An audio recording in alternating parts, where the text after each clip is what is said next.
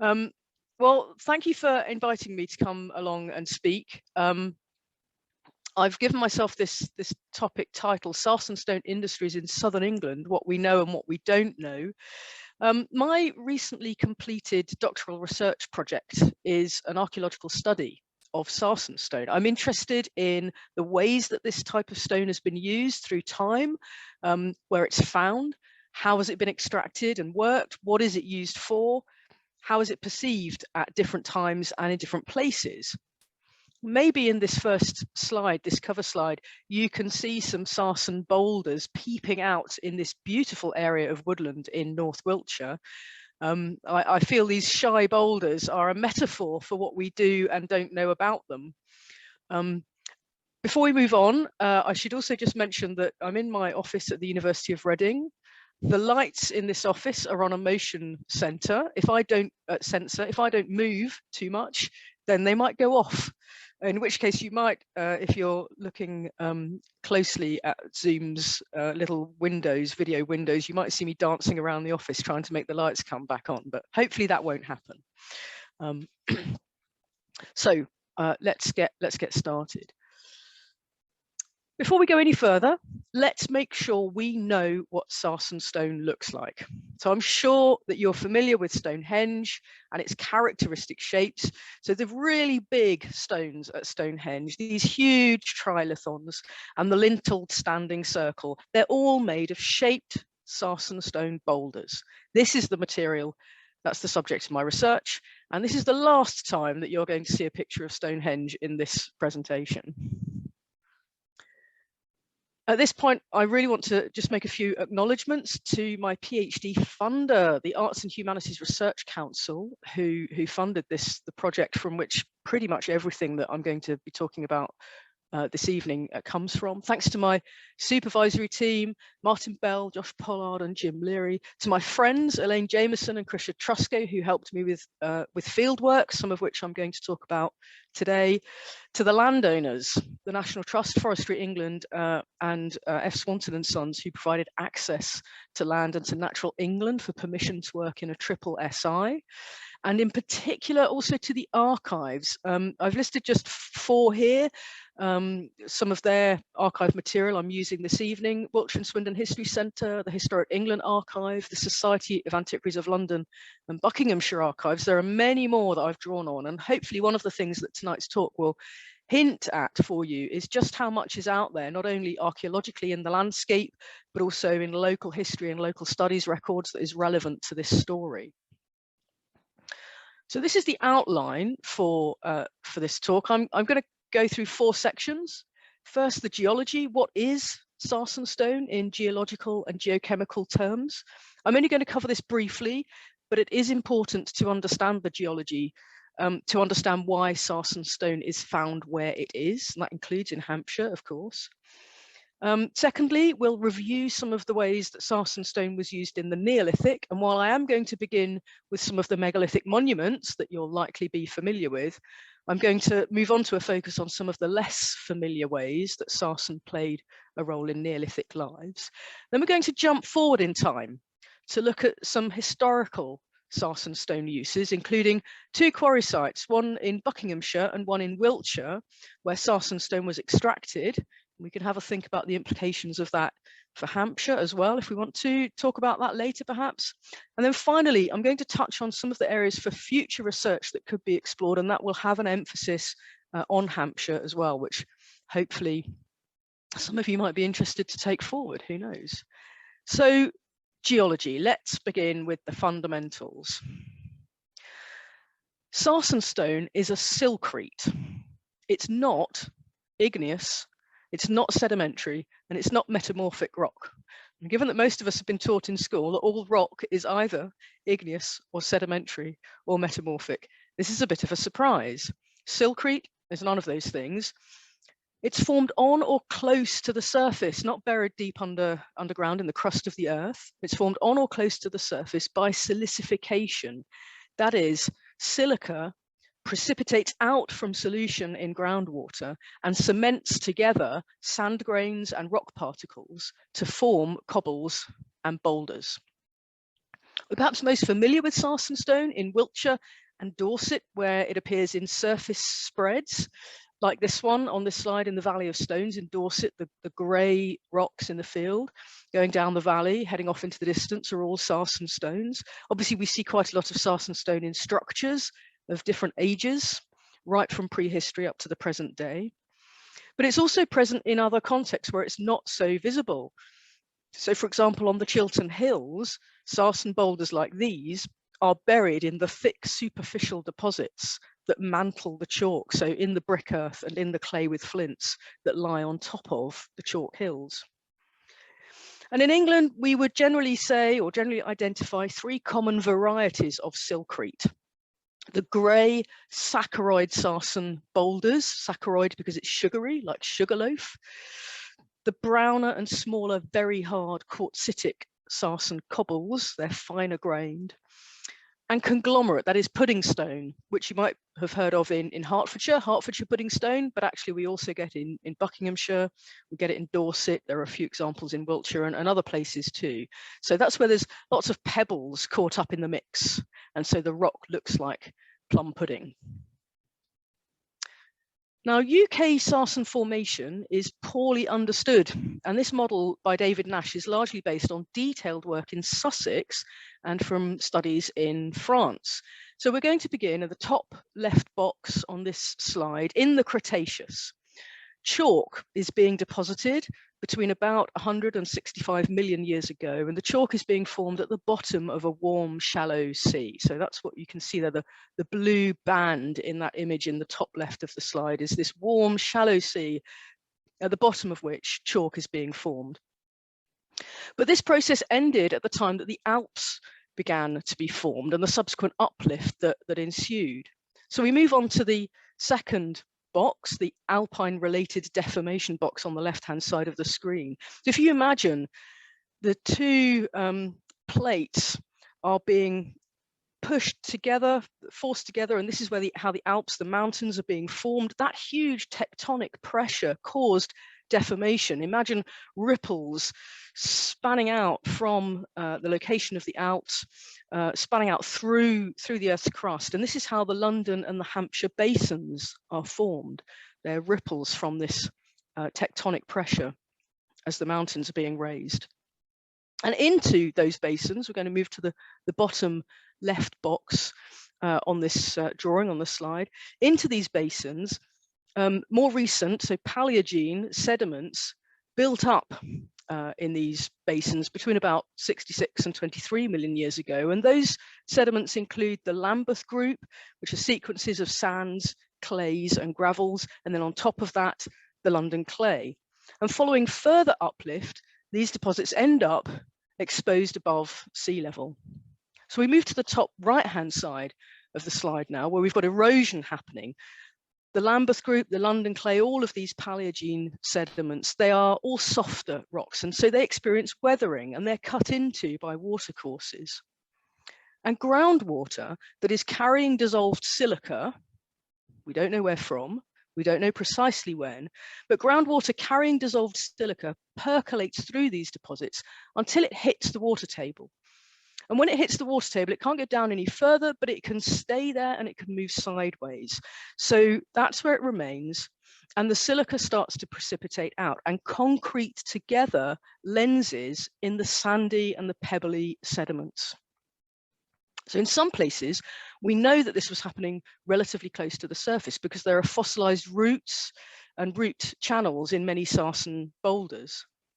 And we move down to the bottom right-hand corner of this slide, the last sort of stage really in this process. Further later erosion associated with the periods of the ice ages then strips away any overlying and uncemented deposits. Streams and rivers are down cutting through all of these layers. They cut through, they get all the way into the chalk. And as a result, Sarsen cobbles and boulders are then released into the valley sides. Others remain on the high ground. Some of them are incorporated into the clay with flints that develops on the top of these chalk hills as they are now, which means that present day Sarsen stone positions are largely the result of periglacial processes at the end of the last ice age, and of course, human interaction, because people move a lot of these rocks around. So consequently, sarsens are found mostly in chalk landscapes, but not exclusively, and places where these remaining more recent deposits still exist on the top of the chalk hills. So the range is from Dorset in the west to Kent in the east and up into Suffolk and Norfolk in East Anglia. It's the large saccharoid sarsen boulders, this sugary sugarloaf effect, which hopefully you can see in the photograph of the sample on the left-hand side of the screen, that sugarloaf effect. It's these large saccharoid sarsen boulders that provide the bulk of the building material that I'm going to be talking about, whether that's prehistoric or more recent. Saccharoid sarsen is a pure quartz sand with maybe the occasional flint pebble caught up in the sand. The sarsen is usually well over 95% quartz, and that's what you can see in the thin sections on the right-hand side of the screen. They're essentially shades of grey, these thin sections, and that's because it's all quartz. The sarsen sand is quartz, and the silica that cements the sand together, it's quartz. So it's a very homogeneous material. It rarely has any bedding structures, and it's hard, tough and indurate. In fact, it has a reputation for being impossible to break using orthodox masonry tools. The 17th century antiquary John Aubrey wrote about sarsen boulders. He said, "Those that lie in the weather are so hard that no tool can touch them." This is a notion that persisted since John Rastle's 1540 commentary on Stonehenge. Rastle wrote that sarsen boulders are so hard that they could not be split without great business. Traditional methods of breaking sarsen boulders by firing, essentially setting fire around them using thermal shock to induce splits in boulders, were described in Wiltshire in the 17th and 18th centuries by John Aubrey and William Stukely. There are also some accounts of 18th century use of black powder to break up sarsen boulders. It's also possible to break them just with brute force into rubblestone. And the conventional narrative is that specialist masonry tools and techniques to work sarsen stones in more controlled ways were developed in particular in Buckinghamshire, that those tools and techniques were introduced to Wiltshire in the 1840s. We don't have so many stories about the ways that sarsen stone was being used in other parts of the country, like Kent, Hampshire, Berkshire, Dorset. Clearly it was being used in those places, but we don't have the same kind of detail of narrative. This is something that I'll come back to towards the end of the talk. But we can see that local distribution, the local range, essentially in Wiltshire, Dorset and Hampshire, with the results of the 1970s Sarsen Stones in Wessex project, or survey, the Sarsen Stone in Wessex survey. And what these dots on the map show for the three counties is that there's a really good spread. And if we focus on Hampshire there's a really good spread of sarsen stones across the county. A few gaps, they might be real or they might simply be where volunteers on that survey in the 1970s never quite got. But the fact that most of the dots in Hampshire on this map are red tells us that they're sarsen stones that have been used in some way. They've been used in a building, they're standing on roadsides or verges to stop people driving carts and vehicles, more recently of course cars and what have you, up onto the verges.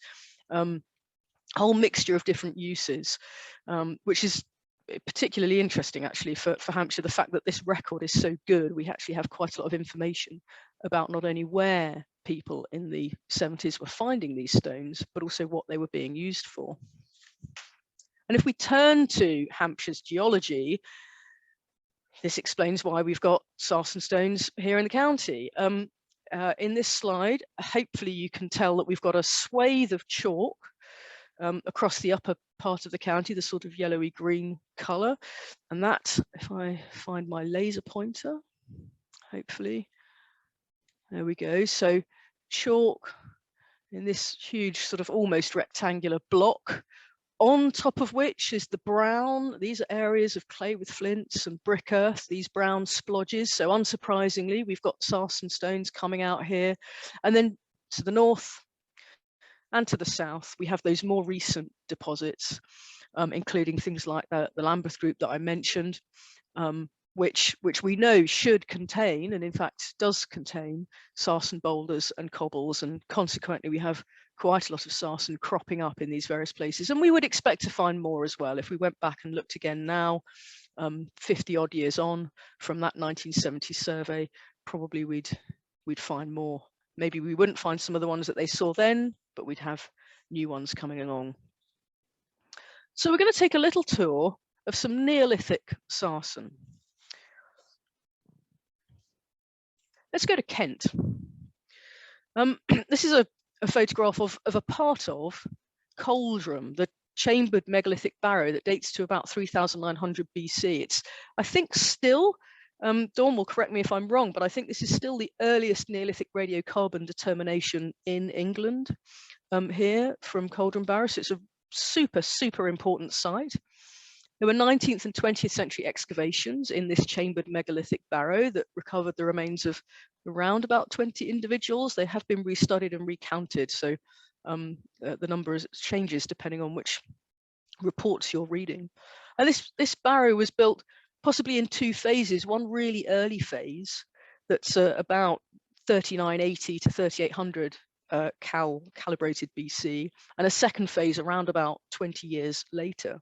And what we've got now is this sarsen built chamber, now exposed, with a sarsen stone curb around the barrow. This is one of the Medway megaliths, of which there are, I think, 9. So in Kent, around the River Medway, we have these Medway megaliths built of sarsen stone. They include Kit's Coty House, Dolmen, which is in guardianship, English heritage property. The Countless Stones, which might have been another barrow, could have been a rather fallen about stone setting. But we can go and visit these and have a look at some sarsen stones in Kent. Or we can come to Devil's Den in Clatford in Wiltshire.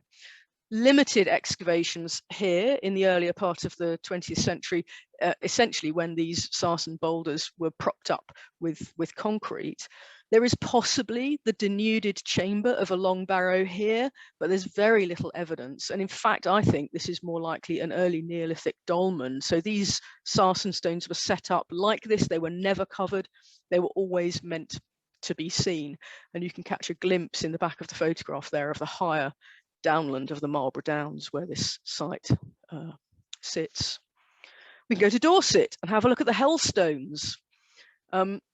This is a much restored, you might say over-restored prehistoric monument.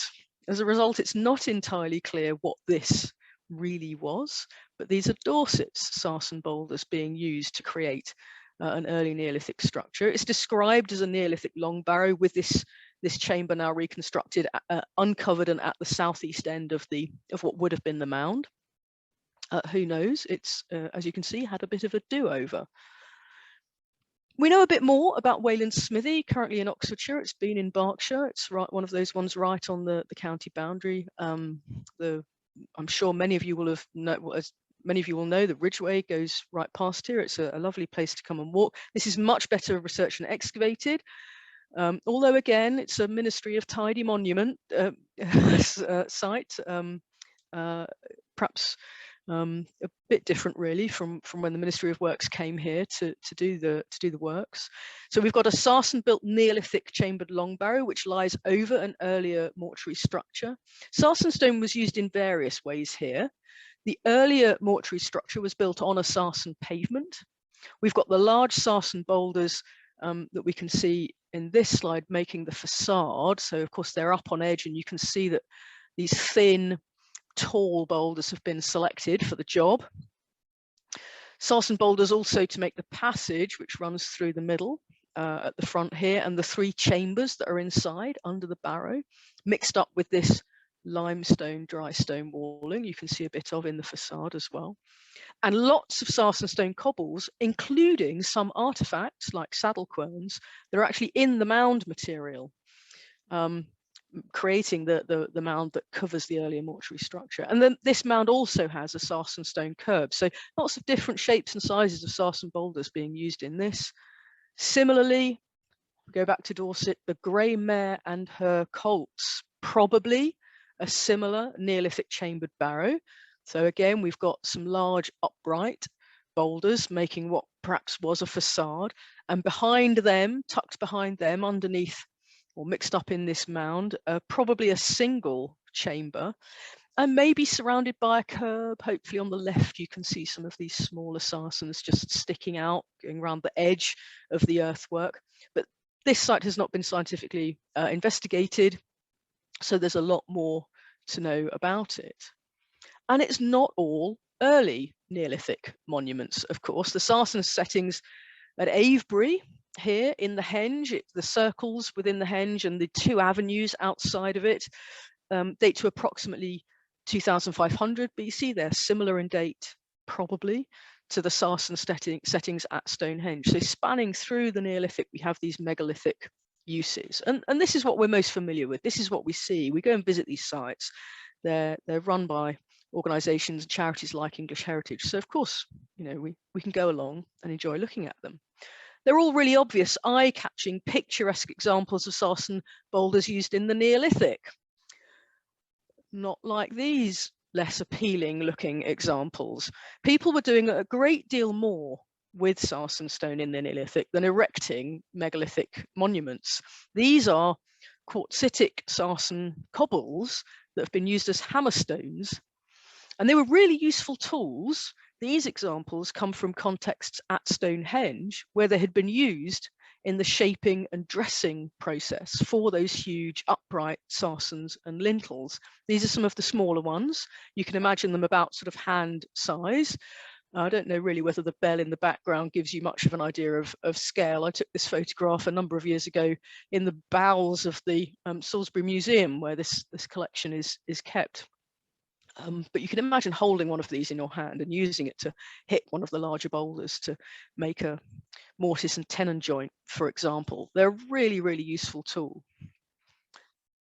And in addition to hammerstones, Sarsen stone was really good for an absolutely essential tool in your Neolithic kitchen, saddle querns. So the stones going at the bottom of a quern, and then the top stone or rubbing stone that you use to grind the various materials, including grains, on your quern. This is a broken piece of one of those rubbing stones, one of those top stones, from the recent excavations at the late Neolithic Hatfield Henge at Marden in mid-Wiltshire. This was found in one of the layers overlying the natural in one of the site trenches. It represents some of the earlier activity at the site, but hopefully in this slide, especially on the right-hand side, you can see the beautifully smooth surface where this stone has been ground down as it was used on another block, larger block of sarsen, the lower part of the saddle quern, to process whatever materials they were doing, whether it was grinding grain or other plant materials, or perhaps dried clay that they were processing, getting ready to make grooved ware pots with, something like that. And something that those excavations at the Hatfield Henge and at Marden have revealed is how sarsen stone was used in pyrotechnologies. So this slide shows a sample of the broken pieces of sarsen from a large spread of burnt material with an adjacent hearth. This burnt spread was located next to a Neolithic house found inside the main Hatfield Henge enclosure. And that house had then been built over with another smaller henge enclosure inside the main monument. It's quite a complicated sort of sequence and construction sequence, but hopefully you can pick out some of the pink tinges on some of these pieces of stone, or some of the sort of orangey and redder colors that are in these pieces of sarsen stone. Most of these pieces are really quite small. The largest aren't much more than 10 centimeters across. These have all been heated or actually burnt, which cause both the color and the irregular chunky shapes that you can see in these pieces of sarsen stone. Now, there are different theories about what this was used for. It could have been for cooking. The sarsen stone could have been heated to boil water or bake meat, for example. There's lots of different ways of cooking with hot rocks. It's a really clever technology. Also, there was a midden on the other side of the Neolithic building opposite the burnt spread that this rock and others like it came from. The midden included more burnt and broken sarsen, also some charred animal bones, a lot of grooved ware pottery, and that could give us some of that supporting evidence for ideas about cooking activity and feasting going on at this site. Alternatively, this Neolithic building could have been a sweat lodge. The sarsen stone could have been heated outside the building on that external hearth, brought inside, splashed with water to make steam, and that would also make the stone split up into these kinds of broken pieces and then have all that rubbish cleared out of the building and dumped outside later. What's important to realise is that sarsen stone was being used in many different ways in the Neolithic, not just to build megalithic monuments. It really was a part of everyday life, and this provides one of our future areas for research, including in Hampshire. We need to look more closely at the small bits of sarsen stone, including often unworked pieces of sarsen stone that are excavated from prehistoric contexts like inhumation burials, for example, and also Neolithic pits. So we're going to jump forward in time, have a look at some historical sarsen stone. Now, we really are spoilt for choice of buildings made of sarsen stone, so I've picked a small range. We're going to look at everything from rubblestone up to finely split and dressed blocks, and also, we mustn't forget, street furniture. Now, many churches have sarsen boulders in their foundations, so it's time to call on the work of Reverend Peter Gallup. That's a name that many of you, I'm sure, will be familiar with as a great stalwart of the Field Club. Peter published a number of articles as a result of that 1970s Sarsen Stones in Wessex project that I mentioned earlier. Peter was an active volunteer on that project, and he noticed that although Hampshire doesn't have the range of Neolithic and early Bronze Age sarsen-built monuments that you get in neighbouring Wiltshire and Dorset, numerous Hampshire churches do have sarsens in their foundations. Inconveniently, I don't have a photo to use tonight, so that's why you've got St. Peter's Church in Cliff Pippard to look at, a huge sarsen boulder underneath one of the buttresses at this church in Wiltshire. Now, Peter's theory is that these boulders represent prehistoric monuments that were Christianized by being built into churches. An important part of his argument is a decree by St. Augustine, who came to England in AD 597 to convert the pagan population. St. Augustine said that merely than destroy pagan places of worship, his followers should actually incorporate them into new worship practices. Now, on the face of it, this suggests that there were a number of prehistoric megalithic monuments in Hampshire, all of which had churches built on top of them, which, to be honest, feels a bit unlikely. And unfortunately, Peter doesn't seem to have followed this up with any further, more detailed research, but it does merit serious consideration. And this is another of our areas for future research, because his theory isn't entirely fanciful. So on the screen here, we've got a tall, shaped sarsen pillar on the left-hand side, and standing next to it, an unworked boulder. So hopefully you can make out, admittedly it's got a wall that's the same color behind it, but hopefully you can make out this large, worked, beautifully shaped, in fact, sarsen pillar, and then this unworked boulder here on the right-hand side. These were excavated in the 1920s from the foundations of St. Augustine's Abbey in Canterbury. These are two sarsens. They've been incorporated into the early medieval foundations of the west end of the monastic church. So it's very worthwhile, in fact, to make a thorough study of those churches in Hampshire with sarsen stone boulders in their foundations to explore whether any of them really could represent material from prehistoric monuments incorporated into the church fabric, or are they simply convenient and expediently used building stone that happens to be available locally, so you use it when you're going to build your church? Or perhaps is it something else? For example, what beliefs did later medieval church builders have about locally available sarsen stones? And were they anxious to do something about these unusual boulders? Were they subjects of superstition, for example? Did they in fact believe that they were sort of pagan or druidical or something like that? What did they think these large odd stones really were. Nobody's tried to answer that question. We're going to leap a little bit further forward in time and go to Windsor Castle in Berkshire. The story is quite different. At Windsor, here we are looking at shaped sarsen blocks used in coursed masonry. This, in fact, is the 13th century west wall of Windsor Castle, replacing the earlier timber-built construction. Sarsen or heathstone, as it's known in this area, is here interlaced with limestone courses at each rise. So these pale grey single courses of stone running horizontally across the wall, that's the limestone. And everything in between is sarsen stone, going all the way up to the top. And hopefully you can spot the top of the wall with the crenellations is finer work than the wall below. That's because the top of the wall was added in 1870 by Salvin, the architect Salvin. The whole of Windsor Castle, which is immense, is built of sarsen stone.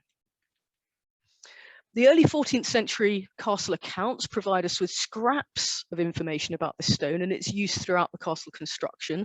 For example, there are various entries in the early 1300s to Henry le Smith and his gang of workmen being paid to provide numerous loads of sarsen to the building project. But it must have been such a lot of stone because they're being paid enormous sums of money. Imagine what £155 would have bought you in 1306. And when you think of just how big Windsor Castle is and how much sarsen stone must therefore be in it, it was an absolutely immense project. There's a big variety in the vernacular buildings built of sarsen stone, ranging from rubblestone to coursed, roughly shaped blocks with brick or stone dressings, and higher stated examples of quite nicely squared blocks used with stone dressings. This example is Manor Farm in Berwick, Basset in Wiltshire. This is an early 17th century building with some later modifications. And hopefully you can get the impression here, looking at the wall in front of us, how these sarsen blocks that the wall is constructed are a mix of quite well executed blocks, maybe a few others that aren't quite so neat, and there's a little bit more mortar, bit more mortar in the gaps. You can perhaps see somewhere at one or two locations, but you can see how quite well shaped these blocks are compared with the rubblestone that's being used to face this bit of lawn in front of this house. If we move a little bit further forward in time again, this is a probably Victorian sarsen stone wall. This is quite a famous one up at Piggledean on the Downs because it's these massive blocks that have been put together without mortar. It's a dry stone construction. But you can see here a combination of regularly split blocks with some little rubblestone bits filling some of the gaps, and also on the top of the wall there. You can see how cleanly split and shaped these larger pieces are, I hope. Built at a similar time to the wall we've just seen, this is Church Cottage in Prestwood in Buckinghamshire. This dates to 1849. We have a precise date for it. And in contrast, hopefully you can tell in this slide that the building's built of flint with finely dressed, really finely dressed and beautifully shaped quoins in the corners here, and also all the dressings around the windows and also the doors to the building. This is all absolutely immaculately worked sarsen stone blocks. We can see this in Wiltshire as well, as in other places. Similarly finely shaped and dressed sarsen blocks here in East Kennet at Christchurch. And here, the beautiful sarsen blocks have been combined in this checkerboard pattern with flint, open flint panels. The whole of the church is built this way. It dates to 1863. We can't not talk about sarsen stone street furniture. It is absolutely everywhere. It's a really important part of the industry. Hundreds of thousands of tons of this stuff were made from at least the mid-19th century onwards, if not earlier, as towns were developing and improving their transport infrastructure. So this is an example of sarsen stone sets at Broad Street in Oxford. not the small black sets, that's granite or diorite of some sort, but all of this sort of pinkish brown stuff in the middle, filling the middle of this slide, that's all Sarsen stone. You can see this in Reading, you can see this in Swindon, in, well, everywhere, wherever you can get Sarsen stone, wherever it can be shipped, largely on the canals and latterly on the railways, you'll find this stuff. Paternoster Square around St. Paul's in London was once upon a time surfaced in Sarsen sets just like this. That's all gone since the Blitz, but that's what this is what a lot of central London looked like. Anywhere where this popular hard-wearing material could be transported. Just to make that point, Sarsen curbstones, these long rectangular curbs, smaller blocks used to make the gutters, combined with a York stone pavement in Aylesbury. The same thing on the right-hand side of the slide here, Sarsen curbs, Sarsen stone gutters, and here a beautifully shaped stone on the corner to protect the brick wall of this building from being knocked by carts and latterly by cars and lorries as they take the curve of the road. So these examples of buildings and street furniture illustrate the range of Sarsen use, from unmodified boulders in church foundations right up to broken rubble stone in walls, to quite well-shaped trimmed blocks likely produced by hammering and trimming broken boulders, to really precisely split and well-dressed blocks of Sarsen. So where's all this stuff coming from and how is it being produced? Well, I mentioned in Wiltshire we had that tradition of breaking Sarsens using thermal shock, generally thought of as a traditional way to break boulders. More likely it's just one way to break boulders. Then overtaken in the mid-19th century when these specialists who came from Buckinghamshire moved into Wiltshire in the 1840s, introducing their new tools, their new techniques to make these fine, precisely split and dressed blocks. In essence, that's what happened. The story isn't that simple.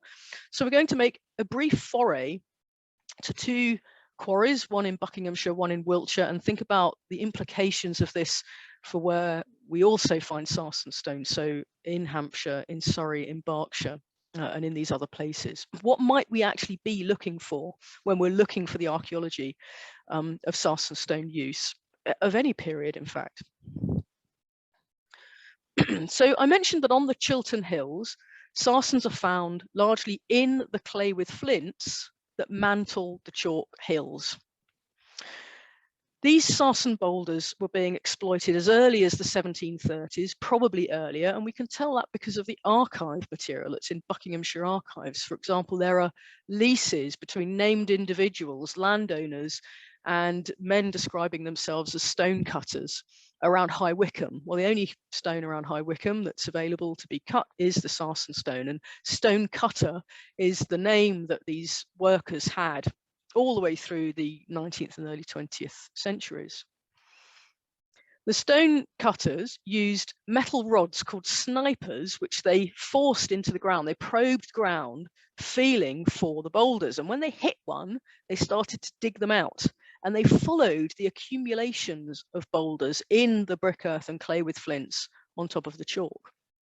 And they ended up digging deep pits, sort of 15 or 20 meter deep pits, like the one on the right hand side of the screen, which looks absolutely terrifying to me. Why they've chosen to excavate one large boulder at the bottom of this pit and make a void above which other stones are waiting to be extracted, I don't know. It's difficult to understand, but they dug these pits and they started splitting the boulders up in the bottoms of the pits. And then you might just about be able to see in the bottom right hand corner of this image, it's a bit soft, it doesn't reproduce very well, but there's a couple of chains down here, and they use these chains with windlasses to haul the broken pieces up to the surface, and then on the surface they carried on the splitting process to get down to the sets and the curbstones and the building blocks that they were making.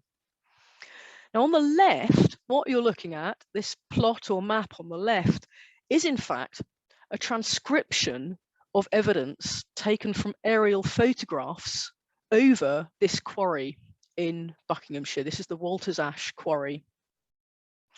And the reason we have to use aerial photographs to study this quarry is because essentially it's been built over. I have to say, if you're going to buy a house in Walter's Ash or Knapp Hill, be very careful where you go, because quite a lot of them, certainly in this area, which is, well, it was developed by the Ministry of Defence, I really wouldn't recommend buying a house there, because this is what those houses are built on top of. So that's why we need to go back to the aerial photographs that predate those newer housing estates, because that's where we'll get the evidence. We get the evidence for where the pits actually were. And it's these irregular blue blobs. These are the pits that have been dug out of the fields, chasing these accumulations of stones like the ones you can see in the photograph on the right. They're all in these blue pits, and there are more of them down here, the bottom part of this plot. Now, the clay and stuff that they dug out surrounding these boulders is, of course, really useful. So, hand in hand with the stone business, they also ran, as a sort of side industry, brickyards. They converted the clay into brick, which is why in the plot on the left-hand side, we've got these two orange squares, which are called hack grounds. This is where the green bricks were being laid out to dry in the air before being fired. And you might just be able to make out one small black rectangle and another one next to the other hack ground, which were where the kilns were for the brickyard. So we've got these two businesses going hand in hand. The primary source of income is the stone, and the bricks are also being made as a side business. So that's what they were doing in Buckinghamshire through the 19th century.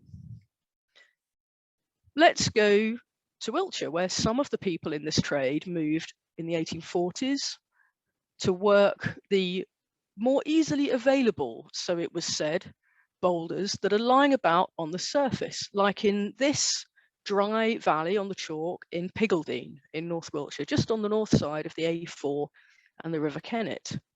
So this is the view looking north up this valley, and it leads up to what was a National Nature Reserve. And the one-time warden of the National Nature Reserve, a chap called Noel King, who published in 1968 in the Wiltshire Archaeological Magazine on the Sarsen Stone trade, he recorded the Cartwright family cutting Sarsen stones in this area between about 1912 and 1915, and he published a photograph of the stone cutters at work here in 1908.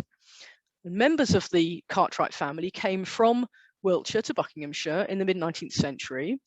We can follow them and others like them through the census records. So this is again where the archaeological field work and the work in the landscape can go hand in hand with the local history and the local studies records to really bring this this story to life, really. The Cartwrights are some of those people who brought their specialist tools with them. But of course here, they didn't need to dig deep pits to work these boulders. Everything's on the surface, or more or less on the surface. So here we can actually get amongst the stones. We can use some of our archaeological recording techniques and do some earthworks surveying. And that's what we're looking at in this diagram, in this plan. This is an earthworks survey of a transect, a rectangular strip from west to east across the bottom of the valley. This location, I selected this location for the work because in Piggaldene it's quite representative of the valley as a whole, and we couldn't do the whole of the valley, it's too big, it would take too long. So what you're looking at then in this hashed plan on the left-hand side, which is the west, we've got these big hashes which are giving us this really steep, high, steep side of the valley. So you've got to imagine the valley falling down this really steep slope into the valley bottom and across to the right-hand side, which is the east, where unfortunately we hit a fence before we go back up the slope on the other side. So that's why we don't have hashes and the slope on the right-hand side. We have the fence instead. And in the valley bottom, we've got what are probably some natural earthworks. So running north-south up from top to bottom of the transect area, these gentle slopes are probably natural. We've got in the bottom right-hand corner a former field boundary that's shown by the hashes just running along the bottom right-hand corner here. But we've also got all these hollows, these oval shapes symbolized with hashes. These are all hollows where sarsen stones have been taken away. What's happened is large boulders in these positions have had gullies dug around the edge to free them up of the turf and the soil surrounding them, and ensure that when they're being split using hammers and wedges, that those hammering forces are going to run true through the boulders and split the boulders beautifully, and make those splits run true.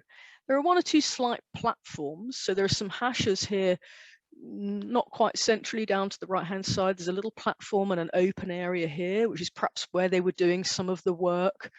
Some of the hollows, like the one right in the middle of the drawing, have got little bits of broken sarsen stone still in them. Others are completely empty. And scattered across the bottom of this valley, we have a mixture of untouched sarsen stone boulders, which are these ones in black. We've got some that have been cut where part of the stone has been taken away, which is the sort of mid-grey, dark grey colours. And then we've got other boulders where it's not entirely clear whether they've been worked or not. They've got these hashes across them. Perhaps they're covered in too much moss or too much lichen to be able to tell. All in all, there are 156 pieces of stone in this valley. Now, we know that these boulders were being split using these steel tools introduced from Buckinghamshire because we can get up close to the remaining stones here. We can see the evidence. So, for example, in this photograph, we have this scar in the side of this boulder. This is the scar left by a wedge pit. So this was a shape that was dug out of the top of the stone, and a flat wedge dropped into it and hammered to split this stone apart. And the sequence of working was described by that National Nature Reserve warden, Noel King, in 1968. He said, first of all, you have to dig your gully around the stone. Then you chisel a shallow line across the top of the stone where you want it to split apart. And then you hammer out these wedge pits to take a flat wedge with some iron either side of it, flat iron pieces either side of it, which you hammer to split the stone. And then you further reduce the blocks using sets of chisels and hammers until you've made the sets and the curbstones that you're, with these geometric shapes that you're going to sell on to your customers. And this is mostly what we see here in Piggledene in Wiltshire. But a closer look at the evidence brings out some of the subtlety of this work. So first of all, we know they weren't always digging gullies around the stones. They didn't always have to. Some of them were in such a position that you didn't need to. We have these flat wedges making those wedge pits that I showed in the previous slide, but we also have a different method. On the right-hand side of this slide, we've got a sarsen boulder that has half of a cylinder in the split surface of the stone. This is plug and feather splitting using a different type of wedge, essentially, a different technique for splitting these stones. Most of these boulders are split using very few of the wedges, not lines of 15 or 20 of them. The image in the top left-hand side is a split face of a sarsen boulder, and it's got 3 of these wedge pit scars, 1 on the left and 2 in the top. Whereas in this boulder at the bottom left, there's a beautiful flat split face of a stone, and it's got 2 wedge pits in it, which are located at the fattest part of the stone, where you need to really get those hammering forces to pass through the boulder to split. So they're making a lot of choices, clever choices about how to split these stones. It's not just a random spread of wedges just across the top of a stone. They're choosing where to put them to get the best effect and produce the pieces of stone that they want. And it's sarsen stone's homogeneity that I mentioned before when I was talking about the geology that means you can do this. You can choose how you make it split. So overall, there are really subtle choices that are revealed when you do that kind of close field work, that close study in an area like this. So what about future research? Well, Geology. Let's start with geology. We still don't know precisely which deposits sarsen boulders formed in. There's some really good evidence in Sussex that the geologist Stuart Elliott completed in his PhD thesis about 20 or so years ago, and he came to some good conclusion about Sussex's sarsens, but we don't have any of that anywhere else in the UK. We definitely need to do it. It's likely that many of the sarsen boulders in Hampshire were formed in different deposits to those in Wiltshire and Berkshire, Oxfordshire, for example. We need to do that work. I already mentioned the need to gather evidence and look more closely at prehistoric uses of sarsen stone. For example, in her PhD research, Dawn, who's on the call today, included some Neolithic burials that use non-megalithic sarsen stone. There is a need to review stone in contexts like Neolithic pit assemblages. Nobody, as far as I know, has been looking at that in Hampshire. It's definitely something that would be really good. There's been beginnings in Wiltshire, at least gathering information about Neolithic pits, but not looking in detail so much at their contents yet. Then all of those Hampshire churches that Peter Gallup was focusing on, was really exercised by, those ones that incorporate sarsen stone boulders. What's really going on with them? A close reading of the building sequences, the dating evidence, and also accounting for Victorian restoration works, that's really needed. And how else are sarsens being used in Hampshire? The 1970s Sarsen Stones in Wessex survey provides a good overview of the general distribution, but doesn't really look in detail at the building materials, the ages, the styles, what's really prehistoric, what's not, what's going on with all of this stuff. And neither do we know enough about the different working techniques that are being used. Now, brief visits to two quarries, one in Buckinghamshire and one in Wiltshire this evening, will hopefully have shown you just how much can be gleaned from looking in detail at remaining evidence from varied sources, using different investigative techniques, doing field work, using the archives. We need to explore where people were getting their sarsen stone, as well as how they were using it. And especially, I would really stress this, I think we need a project that explores the area where Berkshire and Surrey and Hampshire meet, to locate the medieval and post-medieval extraction sites that were serving places like Windsor and its castle. So there's lots to look forward to. There's lots that could be done. I'm going to finish with this photograph of one of my favourite sarsen stones, looking out to the horizon in the hope that encourages you to think about getting involved in some sarsen stone research of your own. And thank you for listening.